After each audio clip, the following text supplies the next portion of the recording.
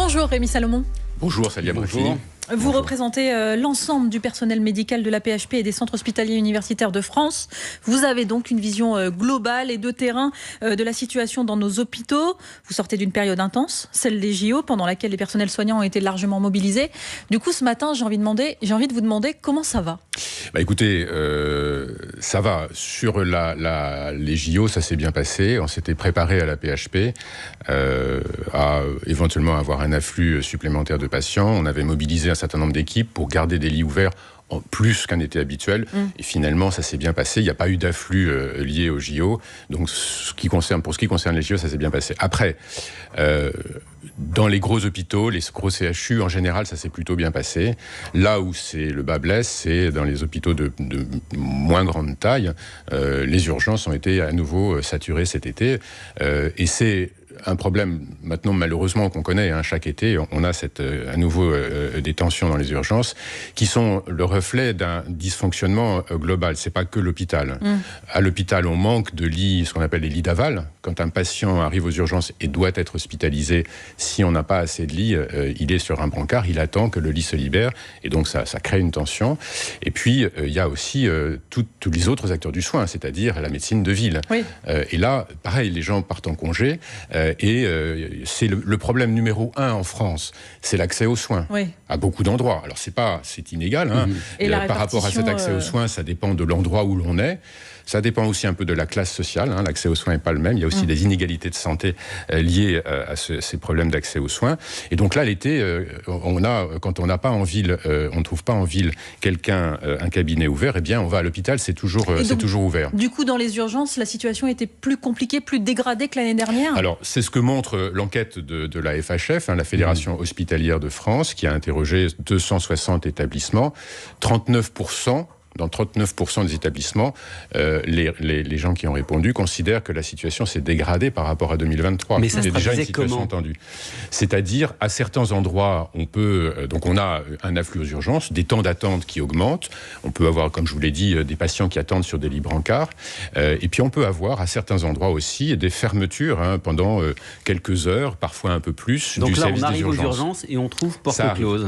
Alors, on a mis en place, et c'était le ministre Braun qui avait mis en place l'été précédent, des mesures de régulation, c'est-à-dire que, parce qu'on estime qu'environ 20% des gens qui vont aux urgences pourraient très bien être pris en charge dans un cabinet en ville, c'est-à-dire ils n'ont pas besoin de l'hôpital, mais comme je vous l'ai dit avant, ils vont à l'hôpital parce qu'il n'y a pas en ville.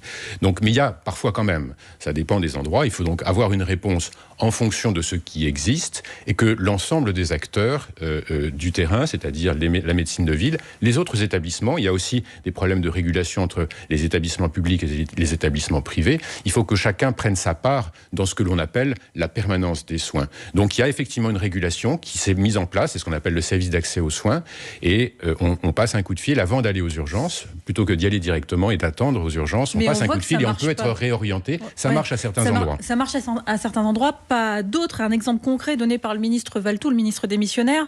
Au CHU de Brest, par exemple, le temps d'attente moyen entre l'arrivée et la sortie des urgences a pu monter à 9 heures ces dernières semaines. Dans ce cas précis, vous qui êtes médecin, comment ça se passe dans l'hôpital ? On fait un tri parmi les patients ? On fait toujours, de toute façon, quand un patient arrive aux urgences, il y a toujours ce qu'on appelle une infirmière d'orientation qui va voir quel est le degré d'urgence. Et ceux qui sont en urgence vitale, par exemple, évidemment, sont pris en charge tout de suite, ça va sans dire. Et ceux qui, en fonction de la gravité, on va effectivement les faire attendre plus ou moins longtemps selon les disponibilités d'accueil au moment et le nombre de personnes qui arrivent. Donc il n'y a pas de tri, il y a un tri toujours aux urgences, ça c'est le métier des urgentistes, que de sélectionner les patients pour grader le temps d'attente. Mais la question est de savoir, c'est si vous êtes submergé. Par exemple, s'il y avait eu un attentat ou une épidémie cet été, en fait, tout le système se serait écroulé ? Alors, il y a toujours des mobilisations qui peuvent se faire. On peut rappeler les soignants en cas de crise exceptionnelle, et on l'a montré pendant la crise sanitaire du Covid, où tout le monde s'est mobilisé d'une manière extraordinaire. Oui. Donc ça, on sait faire. On sait faire face aux situations de crise exceptionnelle, et c'est plutôt la tension de tous les jours qui, finalement, finissent par épuiser un peu les équipes. Et c'est le manque de perspective. Quand on voit que d'une année sur l'autre, on n'a pas d'amélioration. Alors, je veux quand même tempérer un tout petit peu, parce que je vous ai dit, là, c'est la période estivale, sur laquelle on a des tensions dans les urgences. il y a quand même, de manière générale, depuis le Covid, vous savez qu'il y a eu des mesures de revalorisation salariale, notamment. Et donc, on en voit quand même aujourd'hui les effets de manière globale. Alors, à nouveau, c'est hétérogène, c'est pas exactement la même chose partout, mais quand même de manière globale, l'activité reprend. On avait pris du retard avec le Covid, on avait beaucoup de lits fermés, donc on a moins de lits fermés aujourd'hui, on a moins de postes vacants, moins d'absentéisme. Donc il y a une amélioration. Donc on voit les effets des mesures, c'est-à-dire en fait ces mesures qui ont permis de redonner un peu d'attractivité. Souvenez-vous, l'hôpital était déjà en crise avant le Covid. On avait vécu pendant des années des restrictions budgétaires. Et quand on restreint le budget des hôpitaux, c'est sur la masse salariale et donc c'est sur les effectifs. S'il y a moins de monde pour soigner, la charge en soins est plus importante. Une infirmière va avoir 12, 14, parfois 18 ou 20 patients à prendre en charge. Elle n'aura pas le temps et donc elle va s'épuiser. Et au bout d'un moment, elle risque de quitter ce métier ou de quitter l'hôpital. Donc ça, on a compris qu'il fallait plus de moyens et notamment plus d'effectifs et revaloriser les salaires, qui étaient très bas. Et une meilleure organisation aussi, alors. Et il y a aussi une question d'organisation. Parce donc, que la vous question d'organisation... Il y a le sujet de la médecine de ville qui n'absorbe pas suffisamment, qui ne prend pas suffisamment sa part dans la permanence des soins, dans les gardes. Alors, il faut faire attention à ce que l'on dit. Il y a beaucoup de médecins en ville qui ont leur cabinet qui déborde, qui font des journées à rallonge. Mais c'est une question de partage sur l'ensemble des acteurs. Il y a un problème de démographie médicale. On manque de médecins. Et on parlera de la formation tout à l'heure. On en parlera après. Donc ça, il y a un problème, il faut, et ça prend du temps de former des médecins. Il y a également d'autres professions de santé qui peuvent faire. Il y a le travail en équipe, donc le médecin peut éventuellement déléguer certaines tâches.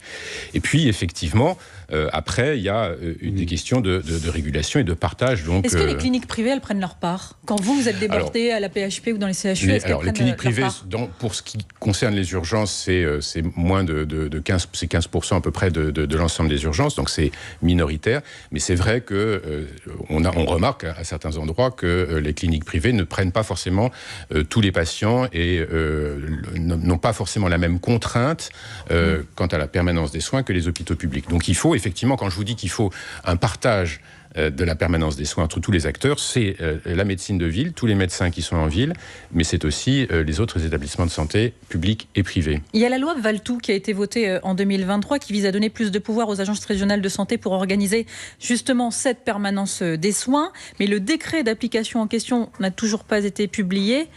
Ça urge. On l'attend avec impatience, effectivement. Et il faut également, donc c'est la régulation dont je parlais, c'est également revoir la carte hospitalière. On ne peut pas avoir tout partout. Et donc il y a des endroits, des petits hôpitaux notamment, qui ont des équipes qui sont en nombre insuffisant. Et quand on n'est pas suffisamment nombreux, on a un nombre de gardes qui devient beaucoup trop élevé et on fait appel à de l'intérim. Les équipes ne sont pas stables. Les conditions de soins, les conditions de travail ne sont pas bonnes. Donc il faut revoir et faire ce qu'on appelle une gradation des soins. C'est-à-dire il faut, coordonner la ville, l'hôpital, tous les acteurs, et également revoir la carte hospitalière, revoir le maillage territorial, en ayant toujours étant toujours attentif. Parce qu'il y a les régions vraiment aussi. Il y a la question de l'accès. Là où on est loin des grandes villes, il faut quand même qu'il puisse y avoir un accès et des relais. Donc on peut faire des antennes d'urgence, par exemple, et la même question se pose, on en parlera peut-être après, pour les maternités. Oui, bien sûr. À propos de maillage territorial, au mois d'avril, Gabriel Attal, encore Premier ministre, proposait une aide financière à accorder à tout médecin qui accepterait d'être temporairement de garde en dehors de sa zone. Est-ce que vous trouvez que c'était une bonne idée ? Il peut y avoir, et ça se fait déjà. Il y a beaucoup de médecins. Moi, je visite régulièrement les CHU, notamment, puisque je représente les médecins des CHU. Et je vois dans beaucoup de CHU des médecins qui sortent de leur CHU pour aller, effectivement, participer soit à la permanence des soins, soit au fonctionnement aussi normal, de tous les jours, de certains services. Donc, il y a déjà cette solidarité au niveau territorial, elle existe. Et donc, ils ont des primes, et c'est normal, parce que c'est une contrainte en plus. Donc, ça existe déjà, et ça peut effectivement être amplifié. Il faut qu'il y en ait plus. Avant même de composer son gouvernement, Rémi Salomon, au lendemain de sa prise de fonction, Michel Barnier a effectué son premier déplacement à l'hôpital Necker à Paris, votre hôpital, et il a annoncé que la santé était sa priorité. Est-ce que ça vous a rassuré quand vous l'avez vu ? Écoutez, c'est un bon signal. Mais de votre point de vue, c'est quoi la priorité ? Alors, la priorité, là, on va voter le budget. Donc ça va être le sujet des prochains jours. Oui. Donc, comme je vous l'ai dit, les hôpitaux, de manière générale, l'hôpital public est en grande difficulté. On a un déficit qui est estimé à peu près à 2 milliards à la fin de l'année, ce qui est considérable. On n'a jamais atteint ce niveau-là. Et donc, ma crainte, comme je vous le disais, c'est que si on resserre le budget, comme on l'a fait dans les années 2010-2020, on peut avoir à ce moment-là, on va à nouveau avoir des effectifs qui risquent d'être en nombre insuffisant, des conditions de travail qui se dégradent, et l'élan que l'on est en train d'observer avec une reprise d'activité, un meilleur recrutement, notamment des infirmiers et de fidélisation, parce qu'il ne suffit pas de recruter, mais il faut qu'ils restent. Ensuite, on a besoin d'infirmiers qui restent à l'hôpital. À ce moment-là, cet élan risque d'être coupé, et ça nous inquiète. Mais le Premier ministre qui dit à l'hôpital Necker, je ne suis pas là pour faire des miracles aussi, j'y arriverai pas. La santé a un coût et ce coût augmente. Donc c'est vrai. Et on a la population vieillit, on a des traitements techniques qui coûtent cher. Donc chaque année, ça coûte un peu plus cher. Donc le problème de ce qu'on appelle l'ONDAM, c'est le budget que le Parlement vote pour la santé. Il augmente un peu, il doit augmenter un peu chaque année. Il augmente effectivement, mais pas suffisamment si on ne prend pas en considération ce que je viens de dire, c'est-à-dire que on a besoin pour bien soigner, pour que les métiers du soin restent attractifs. C'est des très beaux métiers. Moi, je suis ravi et les gens que je vois dans les hôpitaux sont contents de ce qu'ils font en général. Mais il ne faut pas à nouveau tendre la corde et se retrouver avec des effectifs insuffisants, une charge de travail, qu'un infirmier ait 15 patients, ça ne va pas. De toute façon, on sait que ça ne va pas. Donc il faut vraiment prendre en considération ça. Et pour la santé, on a besoin d'un budget qui soit à la hauteur et qu'on calcule le budget en fonction des besoins. Pour avoir un budget à la hauteur, il faut avoir un bon ministre qui mouille le maillot, notamment à Bercy. Or, 5 ministres de la Santé en 2 ans, et c'est peut-être pas fini puisque vous savez comme nous que le futur gouvernement sera sans doute plus précaire que jamais. Comment peut-on arriver à déployer une politique de santé dans ces conditions ? Alors ça, c'est un sujet important que vous soulevez, évidemment. Et c'est pas qu'un sujet de budget. Et justement, la continuité, on a besoin, il y a plein de dossiers, on va parler de la formation après, j'ai parlé un peu de la régulation, comment on partageait la permanence des soins. Il y a plein de sujets qui nécessitent du temps. Un peu de recul, de la vision. Et c'est vrai que quand on change de ministre tous les 6 mois, là, on est en difficulté. Et de là où vous êtes à l'hôpital, cette instabilité, elle a des conséquences concrètes ? Alors, il ne faut pas tout mettre sur le dos des ministres. Je pense qu'il faut, les ministres, ils sont conseillers. Je pense qu'il faut aussi, dans nos communautés médicales, hospitalières, et avec la ville, il faut qu'on arrive à se parler. On a trop souvent, on fonctionne un peu en silo, c'est-à-dire chacun dans son domaine, le public d'un côté, le privé de l'autre, la ville d'un côté, l'hôpital de l'autre, des questions de génération, etc. Donc il y a vraiment nécessité qu'on puisse s'entendre et se coordonner. Et donc ça prend aussi, c'est aussi notre responsabilité. Et si je parle de la formation, il faut qu'on travaille avec les doyens dans les facultés de médecine à ces sujets-là. Donc c'est aussi notre rôle à nous de bien conseiller les ministres. Et c'est bien entendu, on demande aux ministres de nous entendre et de pouvoir mener une politique sur le long terme. Le président de la conférence des commissions médicales hospitalières et des CHU, Rémi Salomon, est l'invité du 8h30 France Info. On vous retrouve juste après le fil info, 8h46. Maureen Sfignard. Alors que Michel Barnier envisage d'augmenter les impôts, les macronistes s'y opposent. L'ancien Premier ministre Gabriel Attal rencontre son successeur ce matin pour demander une clarification de la ligne politique. Le ministre de l'Intérieur démissionnaire Gabriel Attal dit ce matin refuser d'entrer dans un gouvernement qui augmentera les impôts. 4 soldats israéliens âgés de 20 à 23 ans ont été tués dans le sud de la bande de Gaza, annonce de l'armée israélienne qui ne s'exprime pas par contre sur ces explosions simultanées de beepers au Liban hier. 9 morts et près de 2800 blessés. Le Hezbollah ciblé, le mouvement islamiste libanais assure qu'Israël est responsable.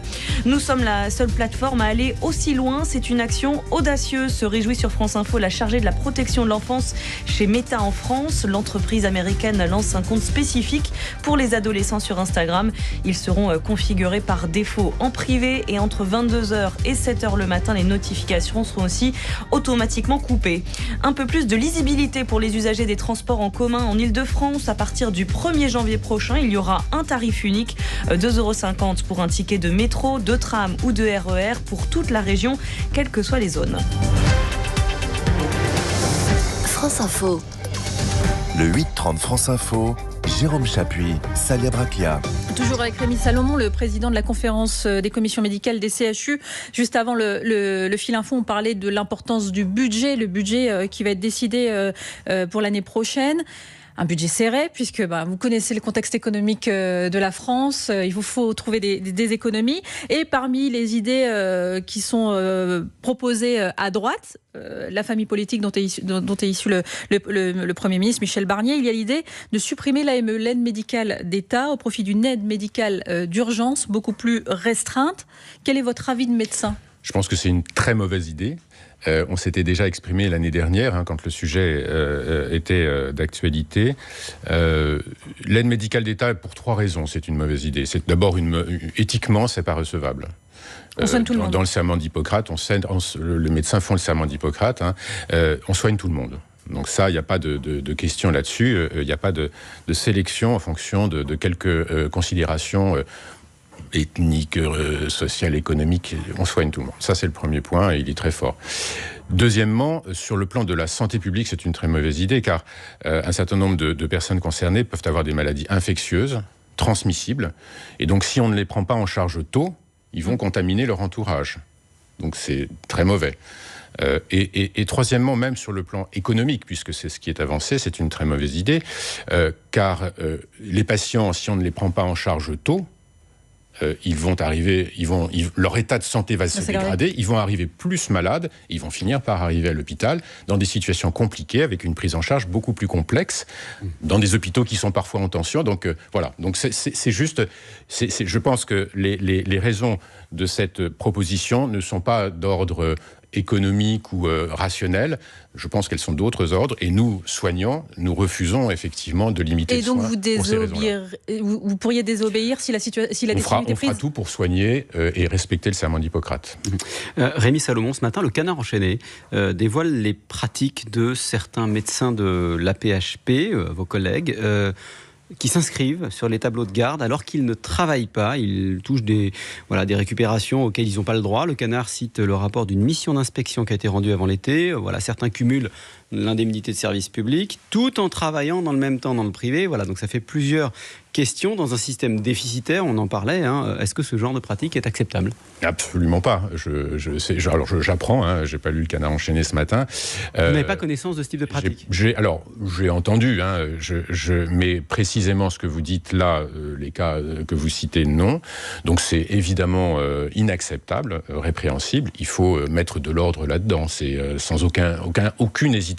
Je vous réponds, ça n'est pas acceptable. Et le ministre démissionnaire Frédéric Valletoux, cité par le Canard, dit qu'en plus du sujet financier, il y a un enjeu de sécurité des patients, parce que les personnes, les médecins de garde, les personnels soignants doivent respecter un repos obligatoire. Il a raison là-dessus aussi ?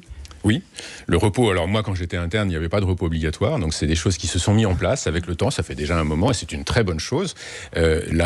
Pour bien prendre en charge, pour bien soigner, il faut pas être trop fatigué, il faut pas être trop stressé, je reviens aux conditions de travail de tout à l'heure. Et les jeunes d'ailleurs aujourd'hui sont beaucoup plus attentifs que nous ne l'étions à l'époque, mais c'est un fait de société, à respecter un équilibre entre la vie privée et la vie professionnelle. Donc il faut prendre ça en considération, bien sûr. On parlait tout à l'heure de la formation, de l'importance de la formation parce qu'on manque de praticiens aujourd'hui. Gabriel Attal, ancien Premier ministre, a promis 16 000 étudiants en médecine formés chaque année d'ici à 2027, contre 10 000 aujourd'hui. Un objectif jugé irréaliste par le président de la conférence des doyens. Vous êtes d'accord ? Alors, on a besoin de plus de médecins, c'est une évidence. Il y a eu une période où on a moins formé, on a diminué le nombre d'étudiants en médecine. C'était pour des raisons, à l'époque, sur lesquelles je ne m'attarderai pas. Mais aujourd'hui... Vous pouvez me réexpliquer, c'était pour des raisons budgétaires ? C'était à la fois pour des raisons budgétaires. Si on diminue l'offre, eh bien, on pensait diminuer la demande. Et puis, également, les syndicats de médecins, à l'époque, se sont dit, si le gâteau s'il y a moins de parts dans le gâteau, on sera mieux. Erreur collective et historique ? C'est une erreur collective de l'époque. Et là, on voit 20 ou 30 ans après, effectivement, les conséquences, avec un élément qu'on n'a peut-être pas assez anticipé, que j'abordais juste avant, c'est-à-dire que le temps de travail moyen des médecins et des professionnels de santé a diminué. Oui. Et donc, la charge n'a pas diminué. Elle a plutôt un peu augmenté. Et donc, il y a du coup nécessité impérative d'augmenter le nombre de médecins.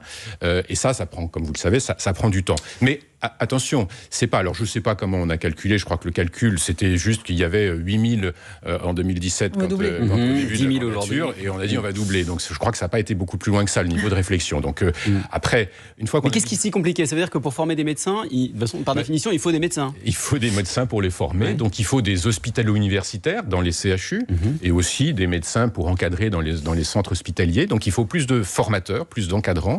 On estime qu'il faut environ 1000 hospitalo-universitaires en plus. Mais après, je voudrais insister sur un point qu'on aborde, je trouve, pas suffisamment. Au-delà du nombre de médecins, il faut savoir se poser la question de savoir de quel médecin on a besoin. Et ça, cette question, elle doit se poser à l'échelle d'un territoire et discipline par discipline. On n'a pas forcément autant besoin de médecins qui font de la chirurgie plastique, par exemple, que de psychiatres ou de pédiatres. Et dans ces cas-là, on fait quoi? C'est dès la fac, on rétrécit les taux? Il faut commencer par analyser les besoins. Et ça se fait à l'échelle d'un territoire, parce que c'est pas la même, les besoins ne sont pas les mêmes partout en France. Et donc il faut d'abord bien analyser les besoins, ce qu'on ne fait pas suffisamment. Et ensuite, effectivement, il faut prendre des mesures pour orienter, inciter. Quand on commence des études de médecine, certains peuvent être déterminés dès l'entrée à la faculté, d'autres finalement, et la grande majorité, se déterminent par le parcours qu'on va leur et ce qu'on va leur donner à voir quand ils viennent dans les stages médicaux. Donc il faut créer des conditions pour inciter. Et je dirais même les inciter plus tôt. Et je dirais même que les professions de santé sont encore des professions qui attirent beaucoup. Moi, je pense qu'il faudrait même, avant la faculté de médecine, c'est-à-dire au lycée, sensibiliser les jeunes aux professions de santé. Moi, j'invite les chefs d'établissement des lycées d'inviter les soignants pour parler. Il y a plein de métiers à l'hôpital. Pardon, mais sur Parcoursup, ça fait partie des formations qui sont les plus demandées aujourd'hui. C'est plutôt une bonne nouvelle, non ? Je parle de tous. Oui, bien sûr, c'est une bonne nouvelle. Et je pense que les jeunes aujourd'hui, contrairement à ce qu'on peut dire avec beaucoup d'individualisme, les métiers du soin, qui ont une grande utilité sociale, sont des métiers très demandés. Même si les études sont dures. Même si les études sont dures. Mais par contre, il y a des métiers à l'hôpital ou de la santé en général qui ne sont pas très bien connus des lycéens. Qui sait ce qu'est un manipulateur radio ?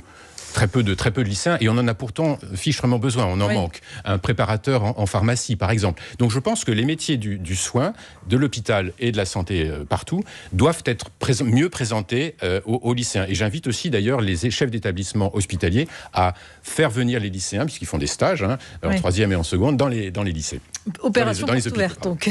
Rémi Salomon, un rapport sénatorial pointe la situation alarmante de la santé périnatale, c'est-à-dire la santé des mères et des nourrissons. Et le constat est clair, le réseau de maternité s'est détérioré pour une bonne prise en charge des deux, des mères et des nourrissons. Vous aussi, vous dites la même chose, c'est ce que vous constatez ? Oui, alors il y a un chiffre qui est terrifiant, c'est que la mortalité infantile, c'est-à-dire le décès avant l'âge de 1 an, a augmenté ces dernières années en France, et il nous place maintenant entre 22e et 23e position parmi les pays européens. Donc il y a une dégradation très claire de la santé périnatale. Donc les problèmes il y a divers problèmes, mais on revient à ce qu'on disait en commençant tout à l'heure. À certains endroits, on manque de personnel pour suivre une grossesse et assurer un accouchement. Il faut un gynéco-obstétricien, il faut une sage-femme ou un sage-femme, il faut un anesthésiste réanimateur et un pédiatre. Donc il faut ces 4. Et à un certain nombre d'endroits, on manque finalement de ces 4-là pour assurer la permanence des soins et pouvoir assurer des accouchements 7 jours sur 7, 24 heures sur 24. Donc il y a un vrai problème à nouveau, la carte hospitalière. La natalité a baissé assez significativement, de 20% entre 2010 et 2023, et le nombre de maternités a baissé aussi de 40% sur les 30 dernières années. Mais il reste encore des endroits où les maternités sont effectivement en difficulté pour maintenir l'activité et le rapport du Sénat qui est sorti il y a quelques jours le dit bien, il faut assurer à la fois la sécurité. Et donc, si on a une mortalité infantile qui a augmenté, c'est probablement parce qu'à certains endroits, on n'a pas cette sécurité suffisamment. Et il y en a des gens qui arrivent, des femmes qui arrivent avec des grossesses parfois compliquées à des endroits où on ne sait pas bien les prendre en charge tous les jours en permanence. Et puis, il y a également un problème de réanimation néonatale. On n'a pas suffisamment de lits. Donc, il faut revoir ce problème. C'est la sécurité, mais aussi l'accessibilité. C'est important. Et plutôt que de raisonner, les sénatrices qui ont écrit ce rapport le disent bien, plutôt que de raisonner en seuil de manière très dogmatique, en dessous de 1000 accouchements, c'était un autre rapport de l'Académie de médecine qui le disait, on ferme la maternité, il faut être plus nuancé et s'assurer que l'accessibilité est bien là pour tous les gens, quel que soit l'endroit où ils habitent. Et il faut non pas fermer une maternité, mais qu'on puisse avoir un suivi de la grossesse et un suivi après la naissance proche à proximité, et avoir un relais pour l'accouchement à certains endroits un peu plus loin par contre. Tiens, on profite de votre présence, Rémi Salomon, pour faire le point ce matin sur une des maladies de la petite enfance et qui d'ailleurs parfois encombre les urgences, la bronchiolite. Campagne de prévention avec ce Beyfortus apparu l'an dernier. Deuxième campagne. Qu'est-ce que vous dites aux parents ? Il ne faut pas hésiter ? Il ne faut pas hésiter. Alors le Beyfortus, c'est pas exactement un vaccin, c'est un anticorps, parce que le nouveau-né n'a pas le système immunitaire pour fabriquer les anticorps. Ça marche très bien. On l'a utilisé pour la première fois l'année dernière et on a vu une diminution des hospitalisations drastique. La bronchiolite, c'est 1 nourrisson sur 3. Environ 500 000 nourrissons chaque hiver, c'est beaucoup. Et dans 2 à 3% des cas, il y a des formes graves qui nécessitent une hospitalisation. Et parfois même, malheureusement, en réanimation. Donc, quand on a un médicament, une sorte de vaccin qui est aussi efficace, il ne faut pas hésiter. Et aujourd'hui, cette année, on a une autre possibilité qui est de vacciner la femme à la fin de la grossesse. C'est cette fois-ci un vaccin qui va provoquer chez la mère une fabrication d'anticorps qui passe chez le bébé. Donc on a le choix entre l'un ou l'autre, il ne faut pas hésiter, et ce sera évidemment pour les équipes hospitalières un soulagement, et d'abord pour les parents et les enfants évidemment, mais pour les hôpitaux c'est important aussi. Oui, parce que ça contribue en effet à désengorger les urgences. La boucle est bouclée. Merci beaucoup Rémi Salomon, président de la conférence des commissions médicales hospitalières et des CHU. Vous êtes l'invité du 8h30 France Info.